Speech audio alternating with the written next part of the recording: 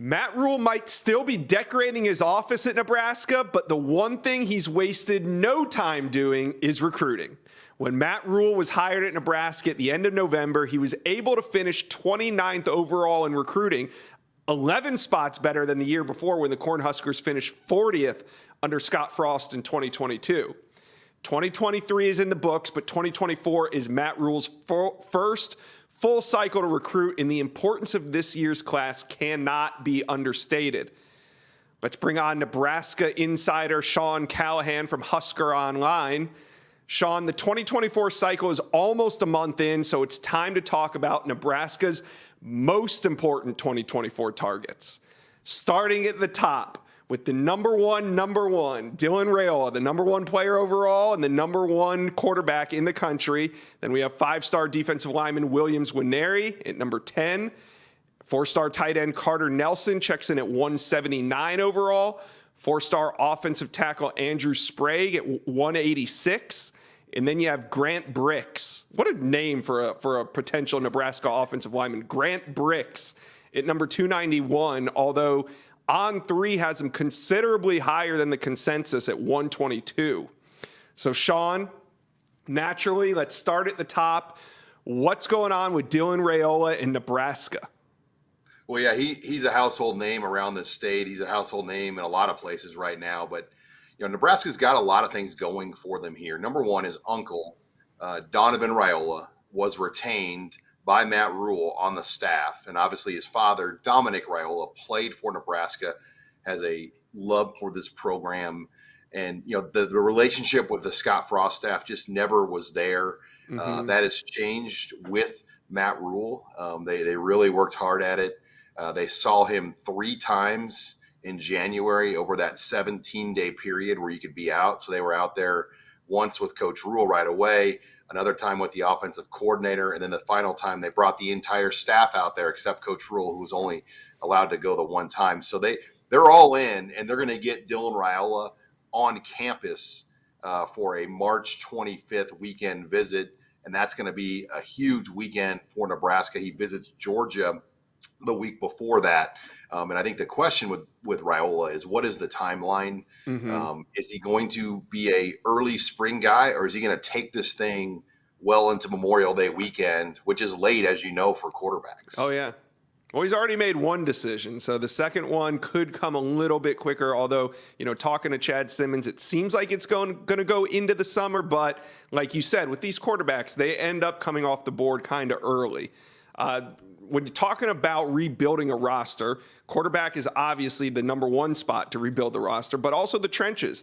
And you got Matt Rhule is recruiting 5-star defensive lineman Williams Nwaneri very hard. Number 10 overall and the number 2 defensive lineman in America. He's 6'6", 250. What's going on between him and Nebraska right now? Yeah, Nwaneri will be in Lincoln March 25th as well that weekend. And On3 has him, I believe, number 3 in our overall top 100. Yeah. And Raiola is the number 1. So talk about a weekend. The 1 and the 3 in the top 100 are going to be on campus together. But Kansas City is 2.5 to 3 hours from Lincoln. So it is a prime area to get prospects. I mean, in the heyday of Nebraska, they could go down to Kansas City and get these kinds of players pretty easily because Missouri and K-State and KU just weren't at the level of Nebraska. But now you've got a lot of SEC teams that recruit Missouri because of the Tigers being in the SEC. So there's obviously a ton of competition. But the fact that they're going to get him on campus here on that March 25th weekend with Raiola here, I just think there's so much potential for Nebraska when you can have that many high-profile players visiting here together in March. What a weekend. All right, moving on to 4-star tight end Carter Nelson, one of the top tight ends in the country, number 7, the 7th ranked tight end in the country. He's 6'4", 250 pounds. Why is he so important in Nebraska's 24 class? Well, he's the top guy in the state, and his ranking is going to continue to go up. He received an Alabama offer on Thursday, and Nick Saban told him that it was the first time in his coaching career that he has ever watched 8-man football film. It's really remarkable. And I'm sure you've never watched 8-man football film. I did this morning. So, yeah, Carter Nelson, I think what jumps off the page with him, though, it's not the film, because you can't really evaluate 8-man football film because he's the biggest guy on the field, the fastest guy. It's his track. He's a 7-foot high jumper at 6'4", 215. He's a 13.8 pole vaulter. He runs the 100-meter dash in 11 flat, the 200 in the low 22s, and he throws a discus 175. So he is just a phenomenal athlete. You won't find a guy anywhere, arguably in the world, that has his size that can pole vault. In fact, they're going to have a hard time finding a pole for him this year that can lift him because they're weighted by your weight, and I think getting a pole that can carry a 215-pound guy, that's not easy to find because there aren't that many pole vaulters over 200 pounds anywhere. Yeah, and I did watch Carter's film this morning and had to I had to count to make sure I wasn't missing some guys, and then I realized that it was 8-on-8. But his athleticism is boundless. I mean, he plays quarterback, defensive line, tight end, wide receiver, does it all. He's going to be a big-time prospect, I can tell. Moving on, 4-star offensive tackle Andrew Sprague, number 186 overall. He's 6'8", 270 pounds. Yeah, another Kansas City area guy, and Matt Rhule went down there and saw him in January. He's been a priority name from really the previous staff as well. He's at Rockhurst, which that's a prestigious program in Kansas City that's put out a lot of players. They have a Nebraska connection to that staff. Kelly Donahoe, the head coach of Rockhurst, is from O'Neill, Nebraska originally, which is actually pretty close to where Carter Nelson's from. But there's just a common connection there. He coached a few former Husker players, Khalil and Carlos Davis, when they were at another high school in Missouri. So he's very familiar with Nebraska and the program. But Sprague's going to get a lot of attention. They've had him on campus multiple times. Can they get him up here again?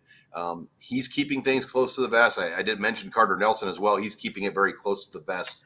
You would think guys like Nelson are a slam dunk for Nebraska. It's still not. We don't really have that feel yet. And I think Sprague is very much in that same camp, not doing very many interviews, kind of really showing his hand on what's going on with the recruiting process. Next up, we got 4-star offensive lineman Grant Brix. Great name for a Nebraska offensive lineman if he ends up there. Checks in at 291 overall on the consensus, but Charles Power here at On3, he's the director of scouting and rankings, has him at 122 overall, 6'6", 255 pounds. Can Nebraska lock him down? I think they're in a good spot with Grant Brix. And, he's an Iowa kid, but he's really more of a Nebraska guy because Logan Magnolia is on the border of Nebraska. It's western Iowa. So we flood them with Nebraska TV stations, radio, media coverage. So where he lives, it's almost more Nebraska than Iowa. And Matt Rhule went there, watched him wrestle. He's an extremely lean kid. I really like his body makeup. Has a ton of room to kind of grow the right way. And sometimes that's what you want. You'd rather have a kid that's like 260 that you can put the 40 pounds on the right way, where very few high school kids carry 300 the right way. So I think Nebraska loves his athletic ability, his toughness, and he is no doubt a priority guy, arguably the number one guy right now in the state of Iowa. Nebraska fans, I need you to do me a favor. Before I ask Sean who is the most important recruit for Nebraska in 2024, go ahead and like this video and subscribe to the On3 YouTube page. We appreciate it. Now, Sean, the big question is to you. Who is the most important recruit for Nebraska in 24? Well, it's without a doubt Dylan Raiola. I think when you look at just him overall, what it would mean, it would change the program. I mean, I think a lot of people around the country would shake their head like, how'd they pull this off? Well, they've got the connection there with his dad playing here, his uncle on the staff. So there's a lot of things they have going for them, and it would almost make up for some of the quarterback mistakes they've had in recent years. I mean, this is a program that's turned down Joe Burrow twice. He wanted to come here in high school. They turned him down, and then he ended up going to Ohio State. Nebraska was Joe Burrow's dream school. And when he left Ohio State, he wanted to come here, and they didn't have a spot for him. And then Max Duggan, they kind of backed off of him, and he's right over the river in Council Bluffs, Iowa. So this would be a nice mulligan for some of the recent quarterback blunders Nebraska's had, to be able to pull a guy like Dylan Raiola that could almost change your program overnight. Oh, yeah, it could definitely affect the trajectory of Matt Rhule's tenure at Nebraska by landing the number one quarterback would just be What a way to start. So we'll see what happens there. But last Thursday, Matt Rhule spoke to J.D. Piquel when he was on the Hard Count, which airs live on Tuesdays and Thursdays, about how he sells Nebraska to recruits. Here, listen to the clip. If I'm a recruit watching this on YouTube or however I'm watching this, what is the pitch for you to get them to come to Lincoln and be a part of what you're building? Well, I think if they come here, it's a program that wakes up every day saying, hey, how can we make these guys better?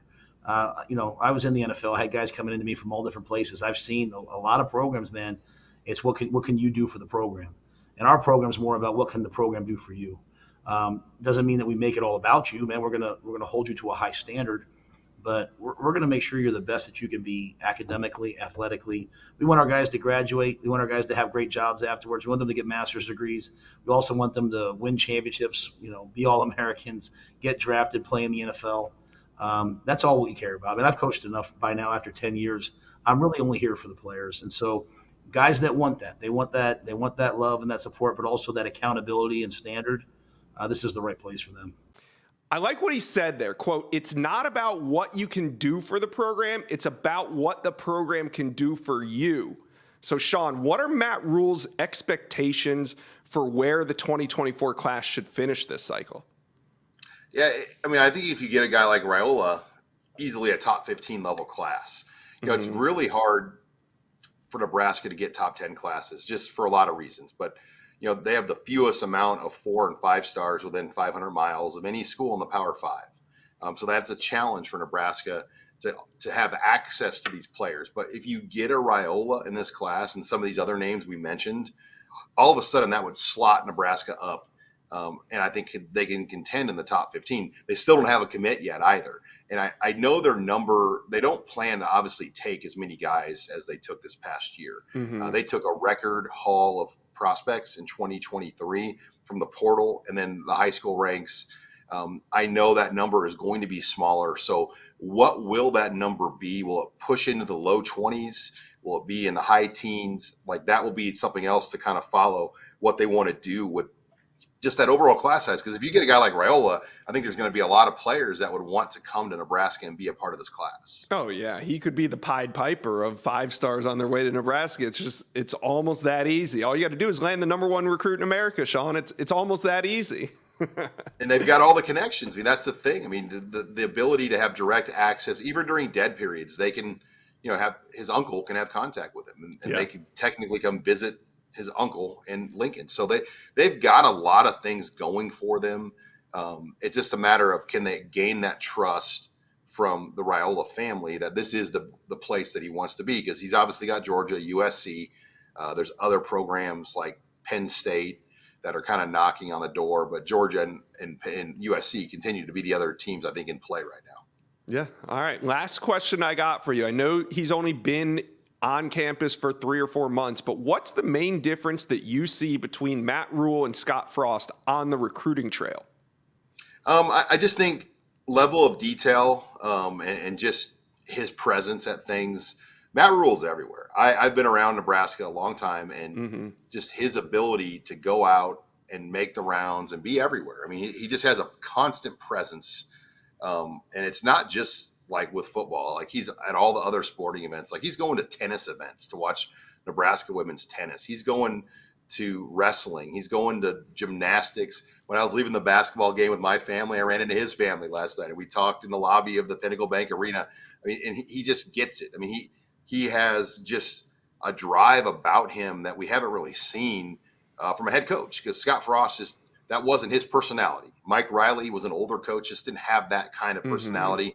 Bo Pelini was more get off my lawn style guy. Just didn't, his style worked. He won a lot of games here, but it's just totally different. I mean, the last time Nebraska's had a coach that was this organized with attention to detail and running the program was Bill Callahan. And Bill Callahan brought a lot of talent here.